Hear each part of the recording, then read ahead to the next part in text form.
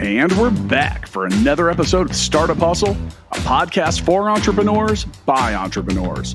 If you want to start, own, or build a business, then you're in the right place. We bring you the real truth about what it's like to take something from concept to launch.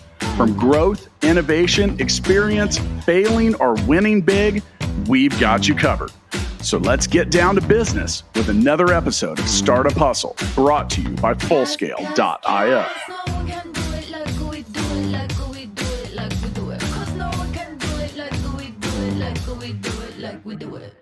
Hi, hustlers. Welcome back to the Startup Hustle. This is Andrew Morgans, your host. I'm here with John Cant from Rising Sun Commerce.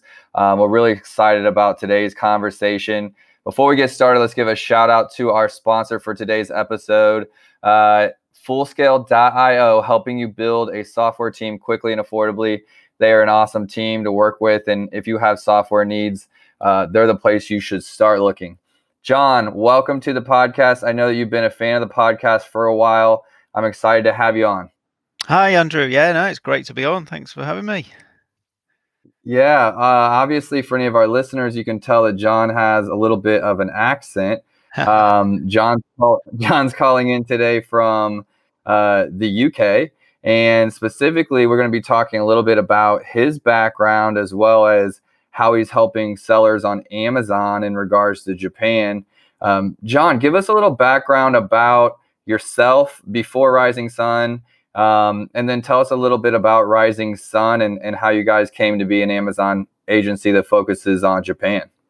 Sure, yeah. So part of my story is I lived in Japan for 5 years, which is, that's sort of led partly to us, doing the Amazon Japan specialism kind of thing. So I was over there teaching English, working in junior high schools and stuff. So fully immersed in Japanese culture, teaching classrooms of Japanese kids, sort of the only non-Japanese person at the school really in terms of the teaching staff. So it was good. So I lived in a place called Shizuoka for 4 years, which is kind of in the countryside, but a couple of hours from Tokyo on the bullet train. And had a really, really good time there. Moved back to the UK. So I'm from the UK originally, moved back here in 2010. And then I kind of got into e-commerce as I moved back. I set up a kind of online marketplace for the local grocery stores. So I was listening to the Startup Hustle podcast from last month, where there was the guy who ran the dairy and did the sort of e-commerce grocery delivery platform kind of thing, because it was very similar. It was almost exactly what I was doing kind of thing. But I couldn't get my business to work. I did it for a couple of years or so, but never really made any money at it.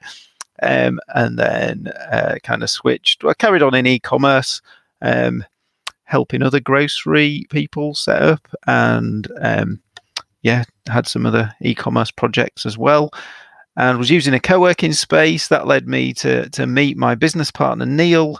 He'd been running a private label brand on Amazon for a number of years, and he was looking at ways to grow in other markets to sell in. And Amazon had been pushing Japan as a good place to sell.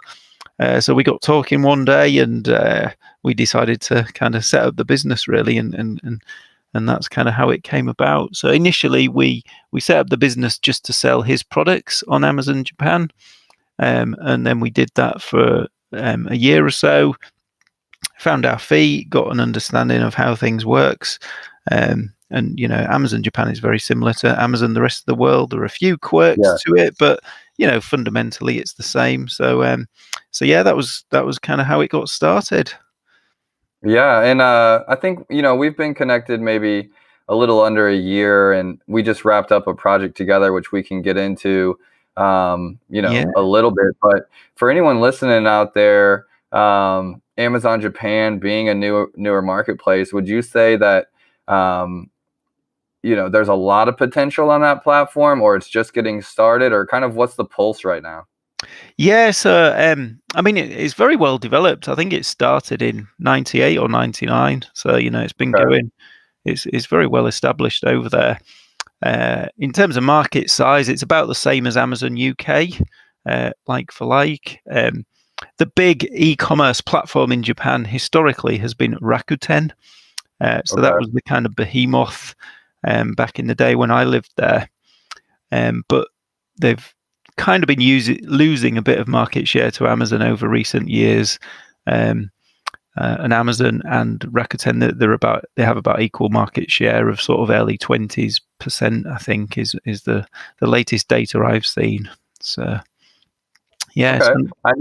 I know when I was traveling in Germany maybe a couple of years ago, which is, in the EU, a big thing that they, I was just talking to guys in the pubs or, at the hostels I was staying at and kind of just poking their brains a little bit about Amazon and wondering if they used it, if it was convenient for them. And most people were saying that, they loved Amazon. They loved the system or the ability to get things in 2 days, but they really, their main complaint, I guess I heard 2 or 3 different times, was that it had a lot of UK products on Amazon, but it didn't have, American products on Amazon. And that was really what they were wanting.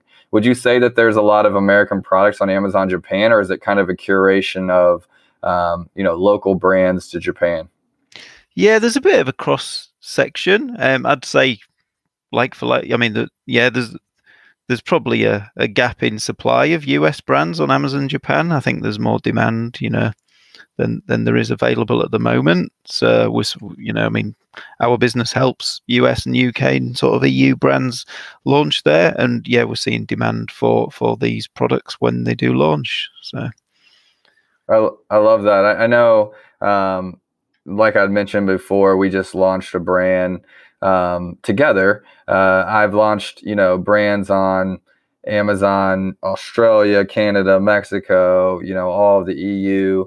But on this particular project, I thought of you and was like, I'm going to use Rising Sun Commerce to kind of help this go efficiently, as we were working on a whole bunch of other things with the brand. And, one of the big things that I don't know if a lot of people think about is you're not just putting products up, but you're trying to market them to, the market that you're selling to. So the same terms, the same way that we go about things in our culture here in the US is not the same in every marketplace. And that was one of the big values, that I, kind of latched onto was, using your team for translation, using your team for those little bit of nuances that are different compared to the other marketplaces. But been a super big fan of Amazon international expansion for a long time, and really excited to have, a brand of mine in Amazon Japan and see how things go. yeah, no, it's great. No, very excited to work with you on this. And I mean, I think what you say there about the nuance is it's kind of, it's often overlooked. I think, we've had people come to us and, they've kind of used Google Translate to get their listings set up, and it just doesn't make any sense. It doesn't give any confidence to the customers that, this is a Right. good product. And then they'll come to us and say, oh, Amazon Japan, it's not working. It's not a very good platform. But you need to get it set up right from the off. You wouldn't launch even in the US or the UK. You wouldn't launch with nonsensical words in your listing. You wouldn't expect to generate sales from that. So yeah, that's kind of a bit of a frustration when people say that it's not, it's not working when they've not, you still need to do it right, I guess.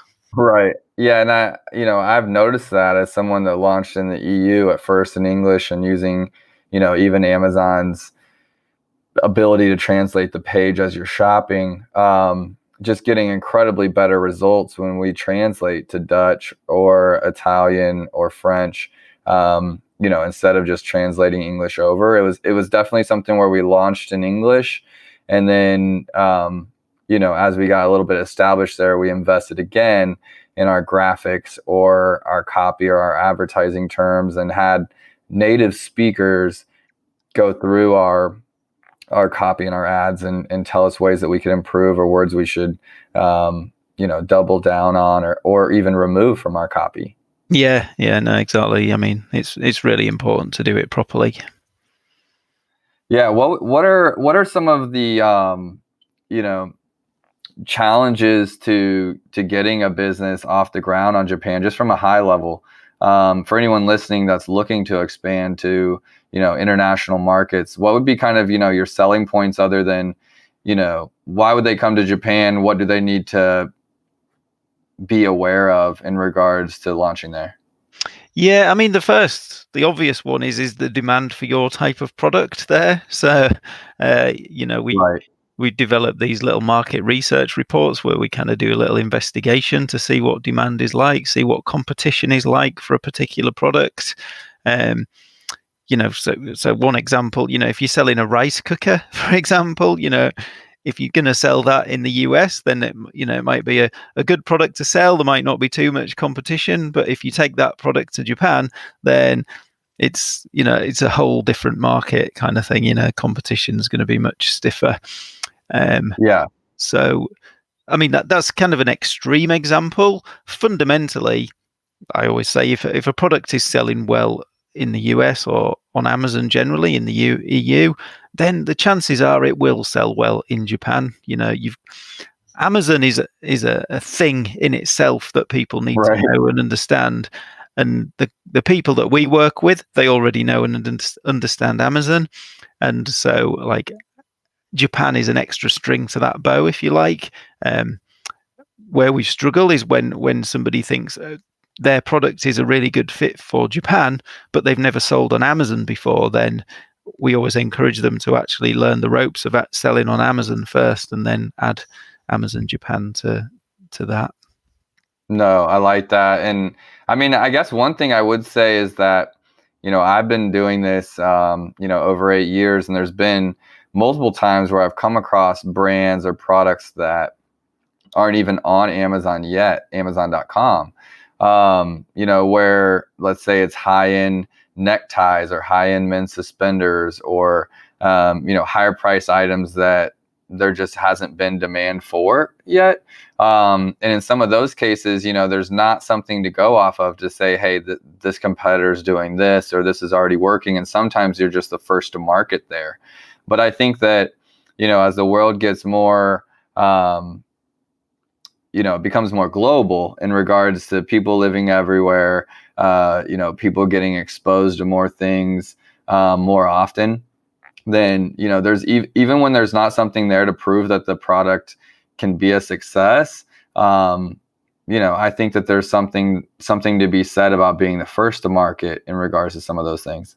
Yeah, no, definitely. I mean, when we do market research products and we can't find any competitors, it's like, well, it's not necessarily a sign that it's a bad thing to launch. It's just slightly higher risk, but it could really take off, and it could be a fantastic place to sell your product if competition is low.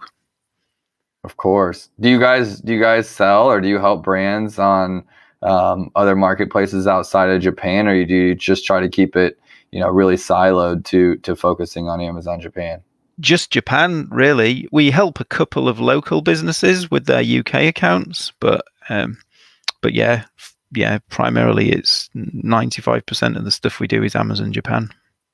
Okay. I'm definitely, I help brands in other marketplaces, but it's always been a learning experience whenever we take on that country, for the first time. And, I know Amazon's I believe that Amazon has gone from, first they were vendor central, and it was, getting brands wholesale. Then it was, just getting the American public to understand getting items in 2 days and building trust. Then Amazon's gone through a phase of trying to get more profitable and pushing brands to figure out how to be profitable on their own, which is, kind of where Seller Central comes in, and they're saying, hey, we don't want to ship this $1.50 toothpaste anymore. You figure out how to do it, whether it's a 3-pack or something like that. And then, as they've gotten the US more profitable, I feel like they're pushing their efforts to spend in the international markets, and they're pushing really hard for Amazon Japan, or they're pushing really hard for the Netherlands or the Middle East. I know that I have one brand in particular that's getting, free help to launch in the EU from Amazon at a high level, just because they're wanting American brands to kind of take that leap to expand. And I love to see that, because I know that, if I could have got on Amazon.com in the first year or second year, like some of these new marketplaces, there'd be no looking back as far as getting established on that platform and being a strong brand there. No, exactly. And I think from a business point of view as well, it makes sense to sell in lots of different places. You're sort of diversifying the risk, aren't you? So if something happens to your US account, then you've not got all your eggs in that basket. So selling on multiple marketplaces, I think, is a good thing to do. Yeah, totally. We, been part of some discussions with Amazon in regards to international expansion and what can be better.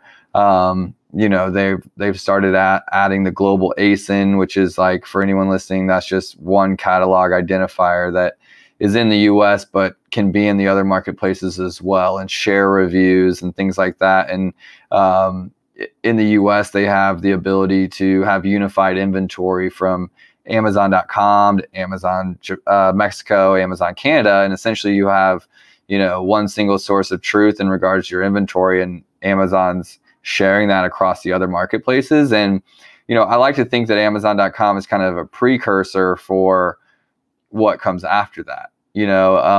Like the EU, where you send product to the UK and then it gets distributed from Germany, France, Spain, Italy, Netherlands.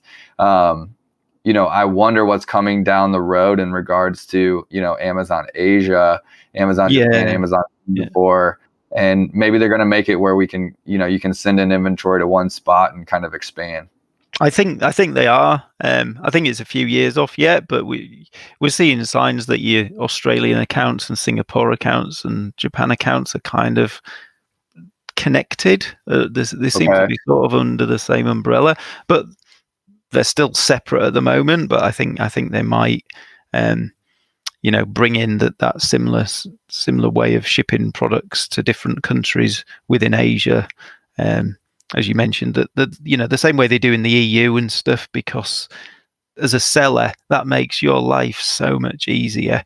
And the more products that they get on the platform, that creates demand from customers, and the flywheel, moves faster, doesn't it? So I'm sure that they're going to try and replicate that over the coming years in Asia. Yeah, no, anything they can do to make it easier. I know that Amazon's focus is not about making it easier for the sellers by any means. That's never really been their goal.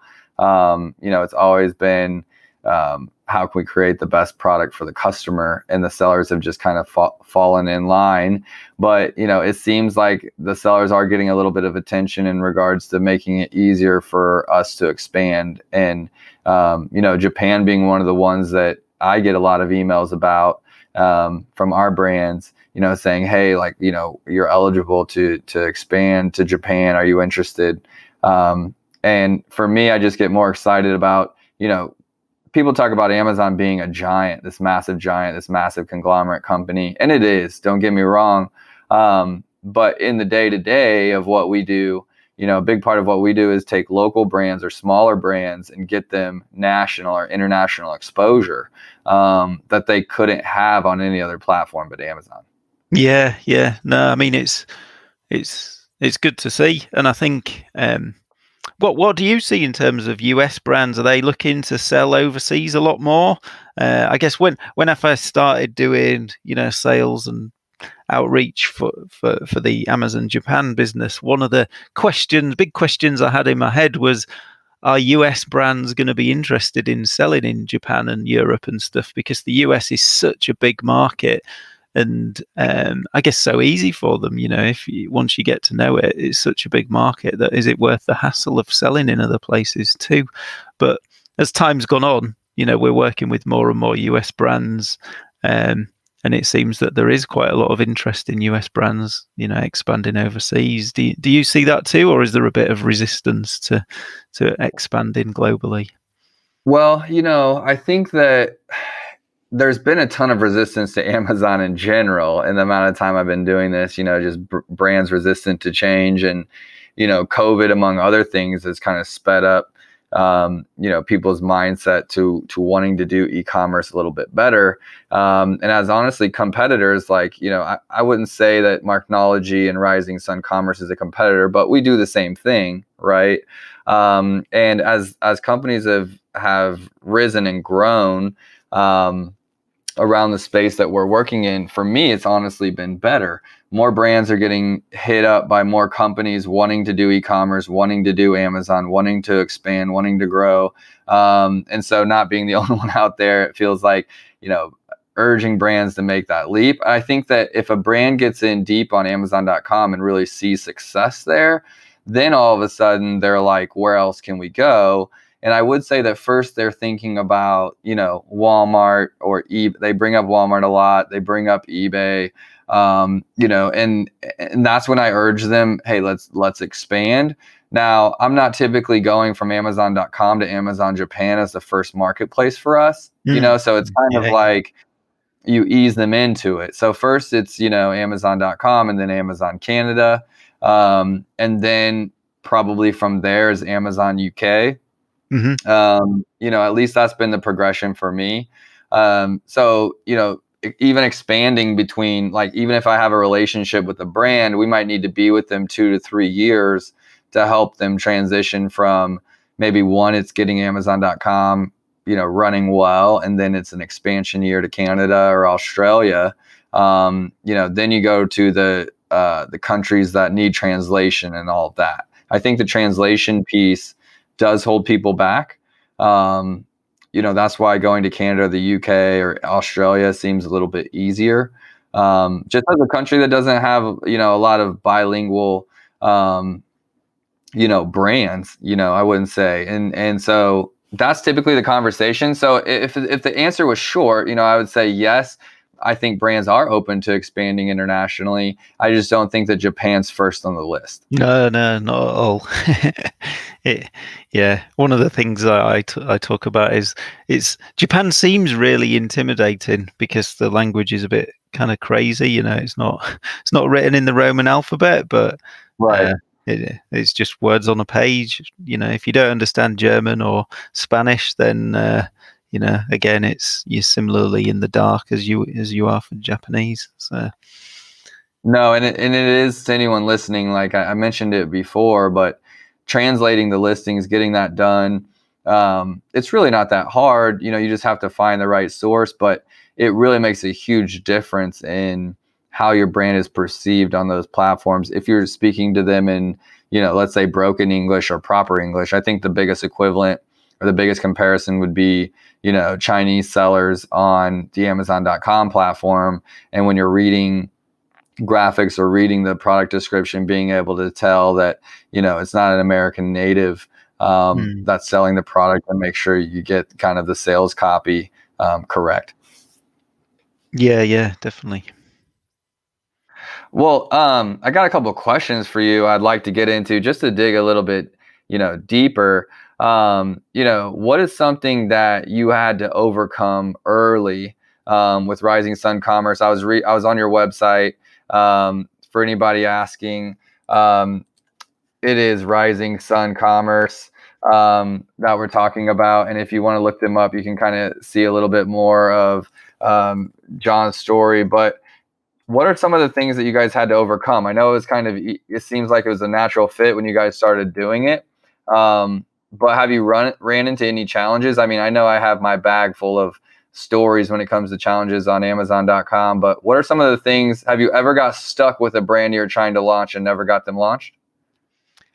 No, I don't think so. We've launched everybody that we've worked with, I think. In fact, looking back, when we first started, a brand came to us. They sell like children's cutlery, and there's quite a lot of compliance around cutlery and children's products generally, and we'd kind of both left it up to each other to do the compliance investigation, and we were just getting started then, and we nearly sent off a load of products to Japan.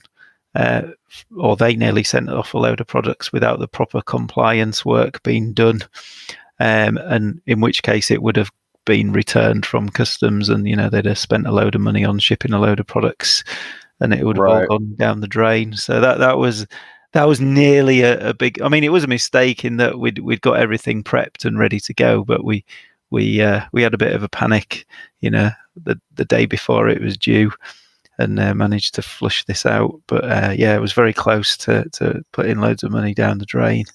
But I've seen, other companies have come to us where they have actually sent inventory to Japan without doing the proper compliance work, and it's been returned. And if you've sent it and you don't do the right paperwork, then it's a big problem for people. So it's definitely worth doing in advance. I mean, again, when we first started, we were working with micro brands, very small companies with sort of 1 or 2, 3 products. And as time's gone on, we've kind of improved ourselves. We've got a lot more experience of working with brands in different categories, and we're growing, and we're working with bigger brands and bigger products, bigger companies generally. So, I guess we've grown in confidence is, I suppose, what I'm trying to say since we first started. Now, it's not necessarily a mistake, but, when you're first starting off, there's so many things that you don't know about. So as time's gone on, we've grown in experience and making good progress. Do you guys typically get brands that have tried to do it on their own and then kind of, run into roadblocks, or would you say you're getting brands like, from the start, reaching out to get help to get on the platform? Yeah, about 90% of the stuff we do is we launch in partnership with the brand. So, we've got that relationship before they've sent any inventory to Japan. We've worked with 3 or 4 brands where they've sent product to Japan off their own back, and they've come to us being in a situation where they've got problems and they're not making sales, and they've got inventory in the warehouse in Japan that's not selling. And in those cases, we've stepped in to help them improve their product listings and their advertising, and do a big optimization job. Yeah, totally. Well, I want to talk about something just a little bit of a side note. Something I've been working with brands on, specifically brands on Shopify, but the platform doesn't really matter. But using Amazon's multi-channel fulfillment process, which is where you're using, products in FBA to then ship out customer orders on the website. Someone buys on the website and it's coming from Amazon's warehouse to them. It's called multi-channel fulfillment. Are you familiar with that process? Yeah. Okay. So I've been using that kind of to, encourage brands that they can essentially tap into a new market. By launching, let's say, to Amazon.au, typically shipping to a customer is not cost effective at all to ship from the US to, a customer buying in the AU. But if you have product in Amazon's warehouse center, you can essentially, use that product that's there at a pretty affordable rate to then make the items way more affordable to customers. And exactly. Yeah. That's a huge advantage, in my opinion. Being able to test a market like that and see how it's going to work for you before you make the full leap into onboarding a 3PL there, or setting up a second office or things like that in those countries. Have you set anybody up on multi-channel fulfillment yet in Japan? No. So we've had conversations with a Swedish sort of clothing brand who they sell really nice sort of raincoats and outerwear. Now, Amazon as a platform is probably not the right place for them to sell their products, but it would have been a really good place to do the fulfillment from, for as you're sort of describing there, through Shopify, so running social media ads to their listings. Right. It didn't. I mean, it's not gone anywhere yet, but I mean, I think it's a good idea. Rakuten, as I mentioned before, is the other big e-commerce marketplace in Japan, and they don't have the same fulfillment network that Amazon have. They don't have their own warehouses and stuff like that, and they actually recommend using Amazon's warehouses and FBA system to fulfill orders as well. So yeah, that's an option when brands are launching there. That's really interesting. I hadn't thought of that. Do they have a way for Rakuten to integrate with Amazon's multi-channel fulfillment? So I think the APIs are open, but there's no sort of direct relationship, if you like. But the API is open, so you can do that data transfer to make sure that the products are shipped at the right times. Well, we'll have to come up with a brand that's trying to launch on Japan that will allow us to try that, so we can get that under both of our belts in regards to, seeing if multi-channel fulfillment in the country can work. With the marketplaces being new, off Amazon, advertising or marketing like websites, social media, those kinds of things is a great way to build momentum, on new listings and really get kind of extra traffic. I know on Amazon Australia, and I know you said Amazon Japan's been there since, I think you said the late 90s. Yeah. Yeah, that's quite a while. Amazon Australia is only a couple years old, but advertising in Amazon Australia, there's not a lot of traffic yet. We're getting sales, but I was running ads for almost a month with one of my first brands and barely getting any spend at all, even if I was bidding $5-10 a click. It was kind of crazy. So, but being there early, being able to control kind of off Amazon efforts and get more traffic to the new marketplace is essential for kind of getting your foot planted in that marketplace and make sure your listing is getting sales, even if Amazon itself is not, driving those ads, so to speak. Yeah, no, exactly. I mean, it's much easier to kind of get to the top of the charts, top of the sales rankings when there's not much competition, and it's easier to get there, at that moment in time than it is when there's a lot more competition there. But yeah, it's, I guess, having that balance really, isn't it? Of you don't want to be launching when there's nothing there, but if you can kind of find that happy medium where you're getting some sales, and then as the kind of wave of growth of Amazon grows, and you can ride that wave in tandem with them, then I think that's the ideal situation. As someone that's done e-commerce in the UK and also in Japan now, and do quite a bit of it in Japan, is there a lot of difference in buyer behavior between Europe and Japan in regards to just how you sell things, like, or is it pretty much the same across the board?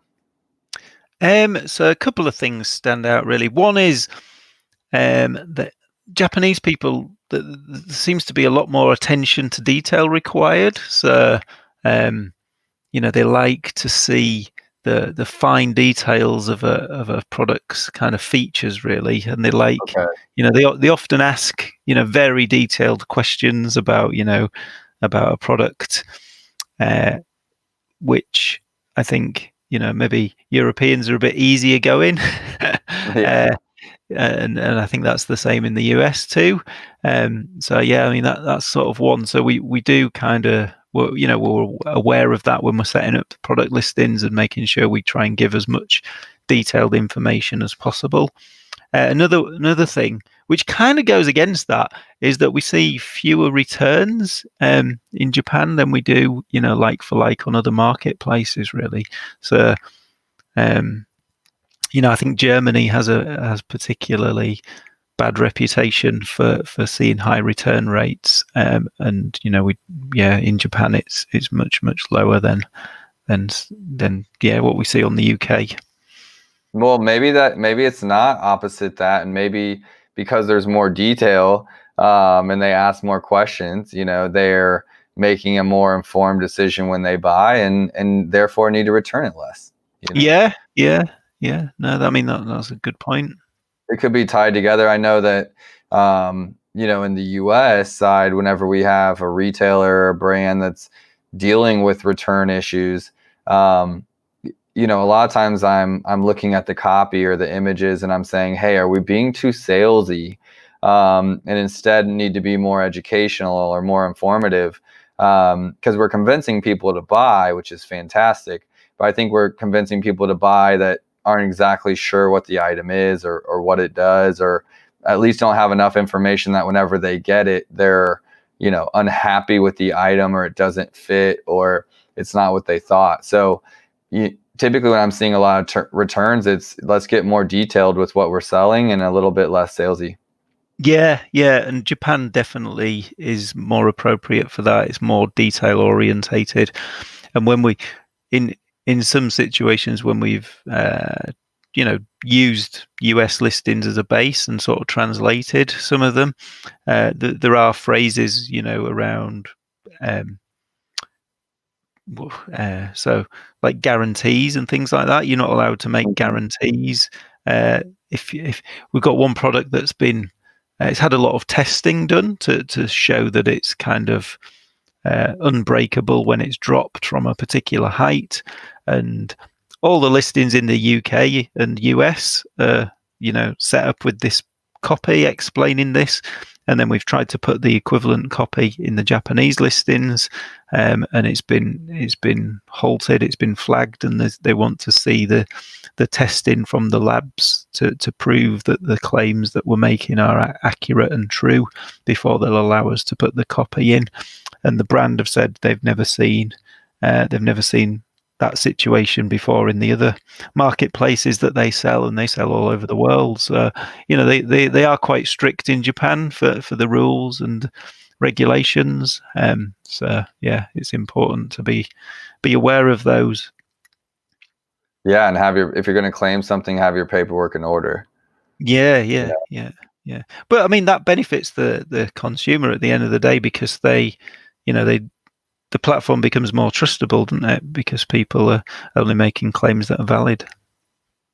Yeah. Do you guys help brands with, websites or off Amazon marketing in Japan, or do you guys, stay real niche with just Amazon?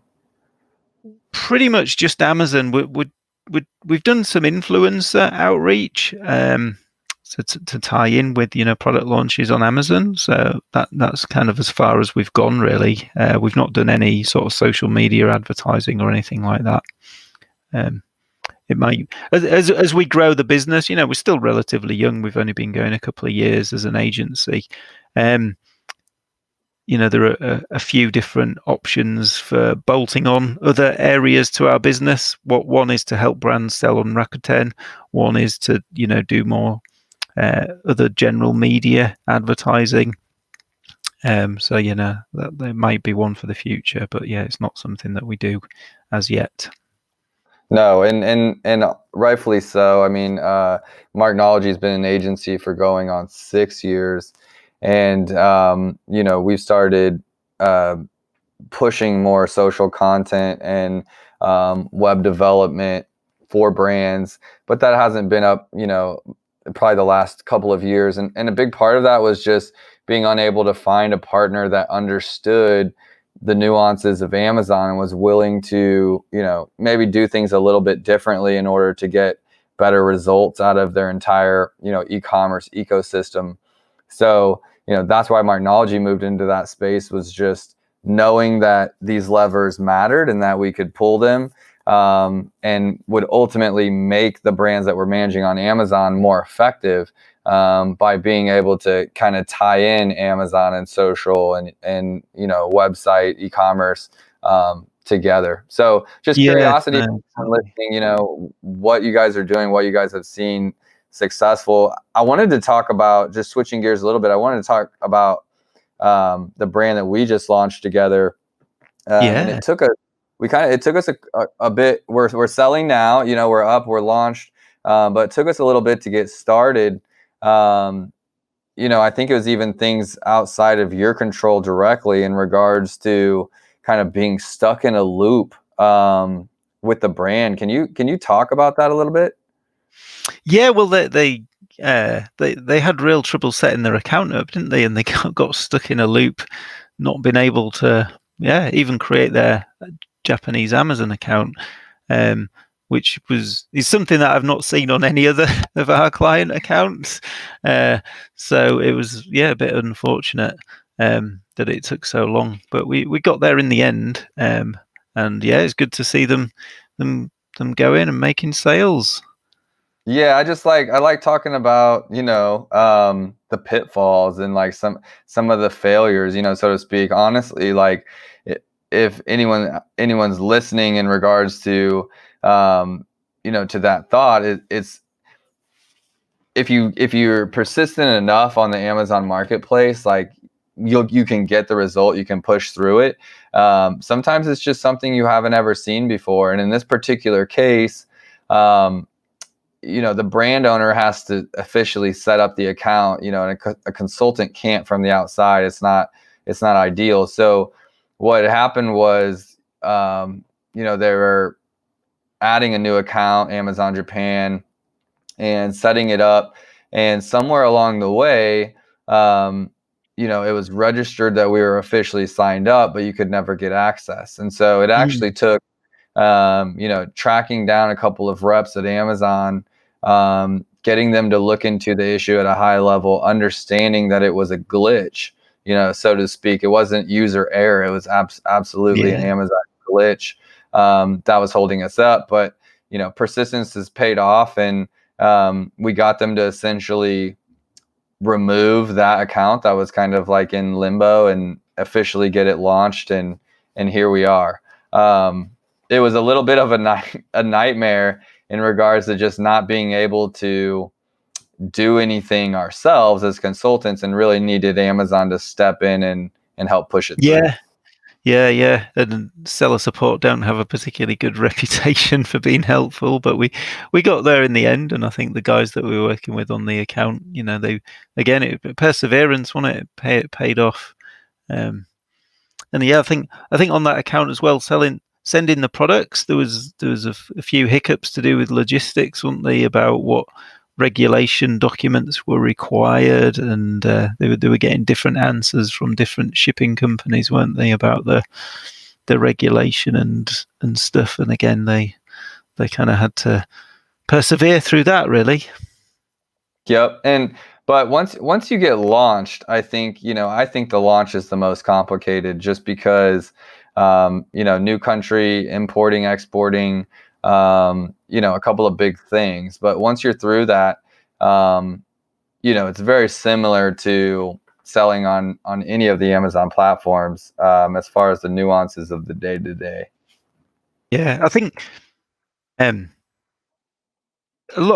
some people see things as, they want instant success and instant, sales and profit, but it's much more longer term than that. I think, your first batch of products, you if you break even, then that's a good thing, but it's on, it's in 12 months time. You need to look back and work out how you're doing. So the investment of persevering with these problems or issues, it's going to be worth it in the long run, for sure.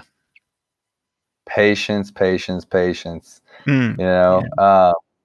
Let's talk about Rising Sun to anyone out there listening that has an agency, or trying to start an agency, or thinking about creating an agency. You said that you and your partner met, at a co-working space. You were in the e-commerce space. He was in private label and was just selling, and kind of light bulb went off, and you're like, hey, let's take a leap into Amazon Japan, and you hit the ground running.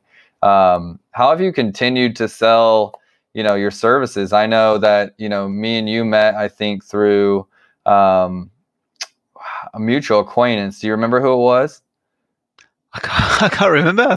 I thought we met on LinkedIn. Did we? Yeah, maybe it was LinkedIn. If it is, like, kudos to you and kudos to me for being on LinkedIn and using it as a channel. I was thinking maybe another consultant connected us. Uh-huh.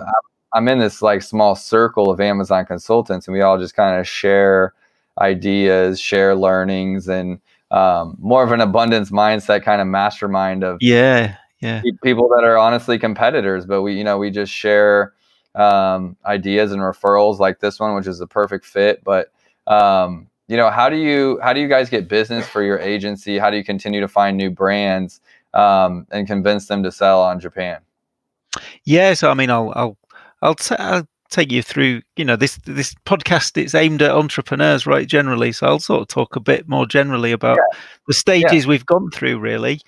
So when we first started, it was very much all about cold outreach. So finding products that we thought were suitable to sell in Japan. So we'd look on Amazon UK, find a product that we thought was a good fit to sell in Japan, and then dig in, find the owner of the product, find the right person responsible. If it was a small company, then the owner. If it was a bigger company, then maybe the e-commerce manager or marketplace manager, and just directly email them and pitch our services, basically. So that was sort of one method, and it's we got there in the end, but it's not a exciting way to get sales. I think it's quite a manual process. But as we were starting off the business, it was quite exciting to send these messages and get positive responses from people.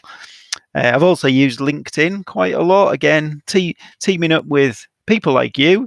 We do work with a few other agencies as well, where they'll refer us clients that they want to help these brands launch.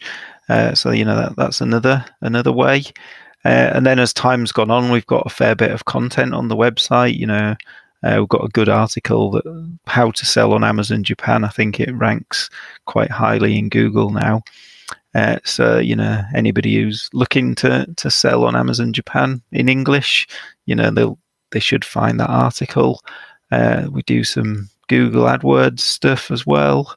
So that's sort of the main areas really that's generated business for us. Do you do any kind of at least like pre-COVID, and my methods are not much different than your own in regards to getting leads? I know I have several Amazon, like junior Amazon consultants that sometimes I'll send some of those like startup brands to, or they're always trying to get clients, and I like to share kind of just like, hey, what it takes. And I think that it doesn't have to be glamorous, it's work, but understanding the hard way makes it so much more enjoyable when you figure out the easy way, Yeah. But do you guys do speak? I know that there's like quite a bit of Amazon conferences and things like that in the UK. Do you guys do trade shows or anything like that? Or you pretty much do, kind of digital outreach?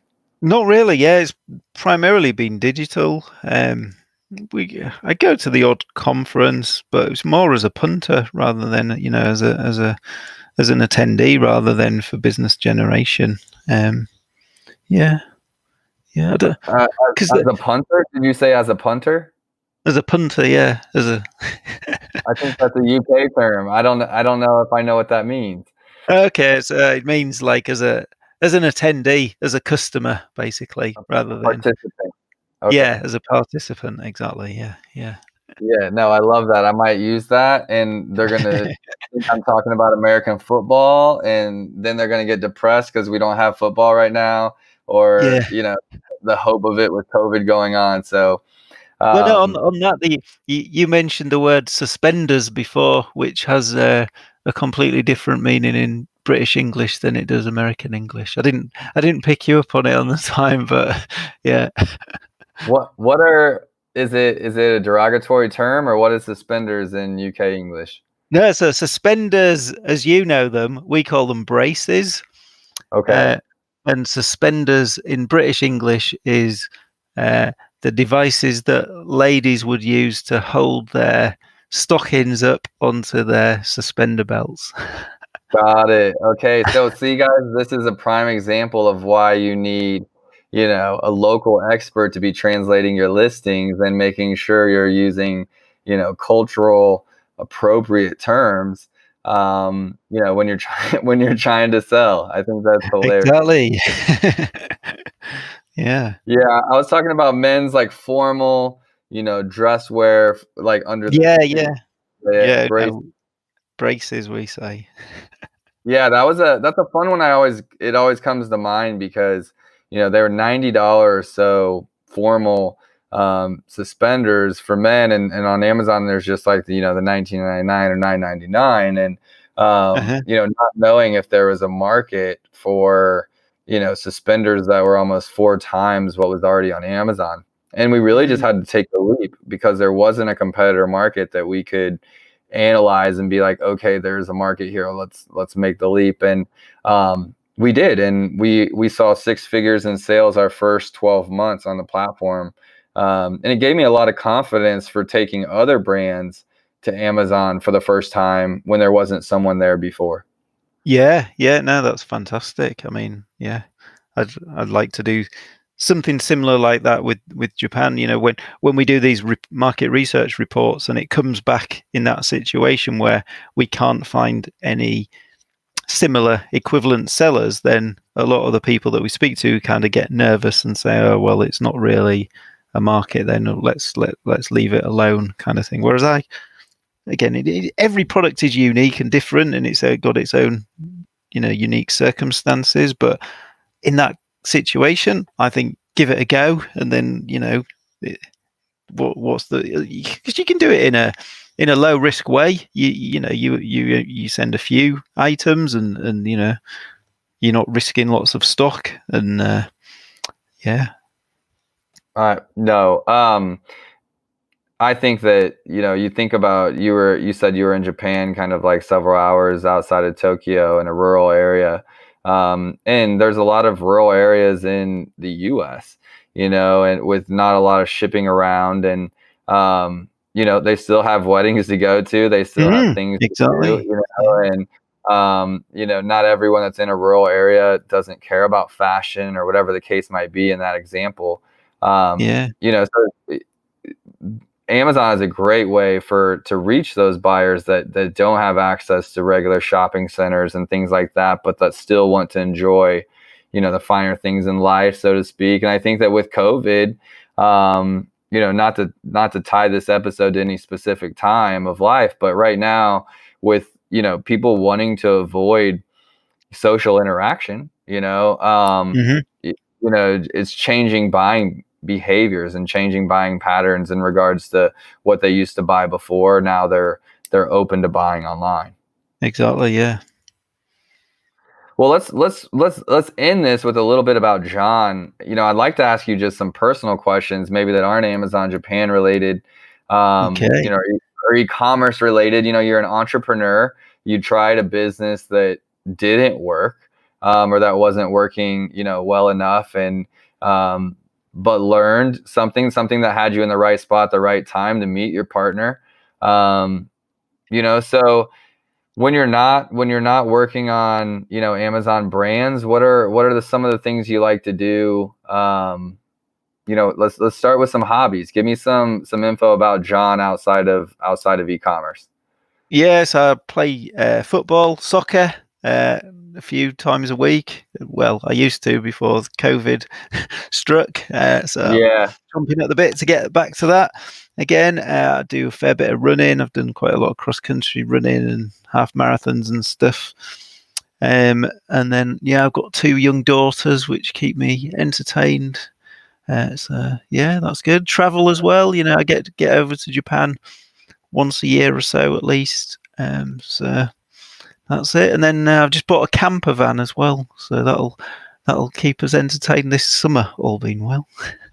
Awesome. Are you on Instagram? I might have to follow your journeys. I'm not, no. No, Twitter's as far as I get on social media. Okay. I see those camper vans all the time on Instagram. They turn them into those, like, mini homes. Yeah, Really trendy here in the US. yeah. So I'm going to experiment with using it as a workspace because since COVID hit, basically we're being discouraged to work in social spaces. So I'm going to take the camper van out on the road locally and use it as a workspace. So yeah, I'm quite excited about that. Should be good. Park on a nice hill with a nice view and get some inspiration from the Man, clouds, you would fields have a and stuff. killer Instagram account showing some of those pictures off. Is I'm actually very like active, with athletics as well, and personal fitness. And I think that the more time I spend on the computer, the more time I want away from it.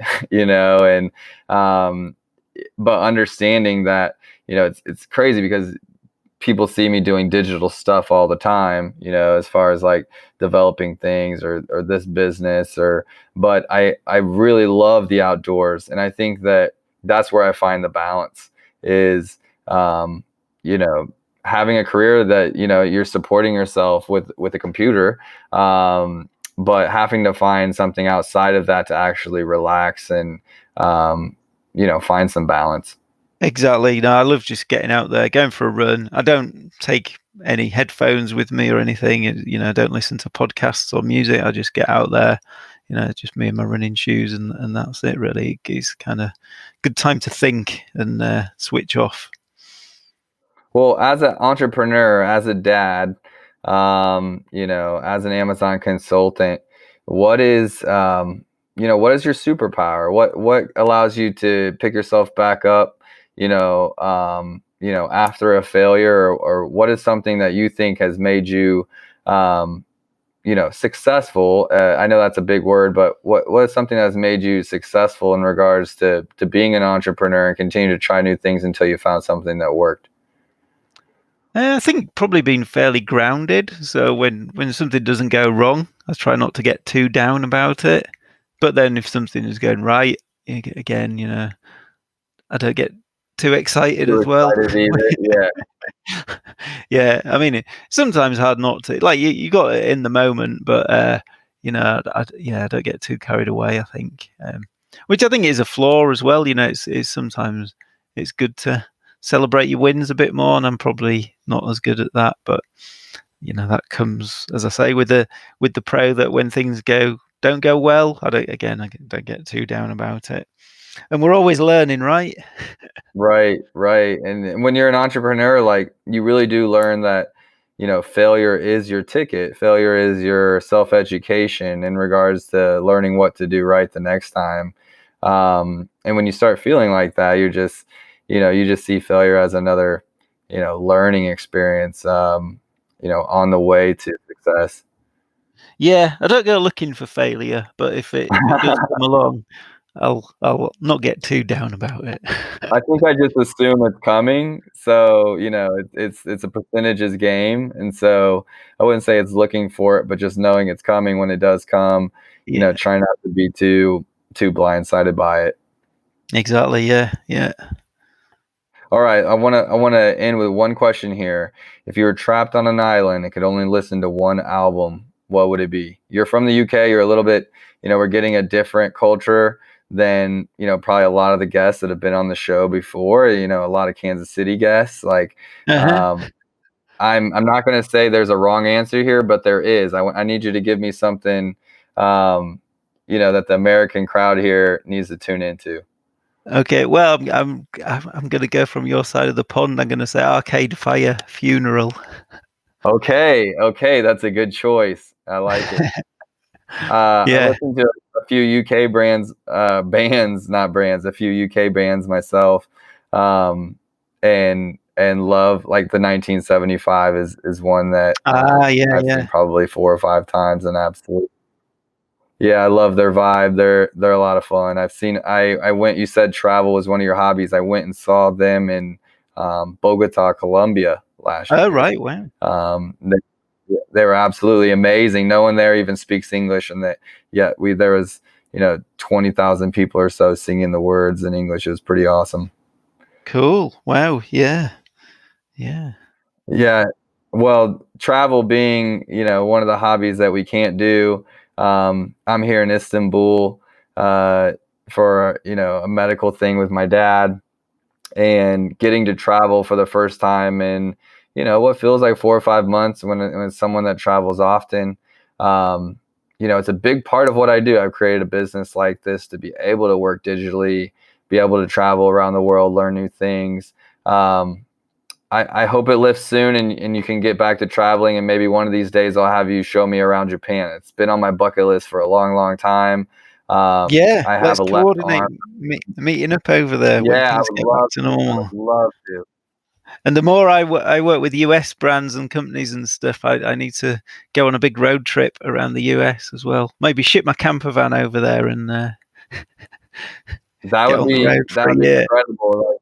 Like, there's something about COVID right now. I'm trying to change my thinking a little bit and just think about all the places in the US that I have yet to go. As someone that's been here a long time, I still have yet to go a lot of places. And you could be on a road trip for a very long time, seeing 50 states and everything in them. So if you ship that camper van over, make sure you make your way through Kansas City. Yeah, will do. Nice one. Well, John, it's been nice having you on. I've loved talking Amazon Japan. And once again, thank you to our sponsor, Fullscale, helping you build a software team quickly and affordably. They really are fantastic. Been using them myself a long time. If you have development needs, hit them up. I know Matt will take great care of you. John, thanks for having you on the show. Thank you. Cheers. See ya.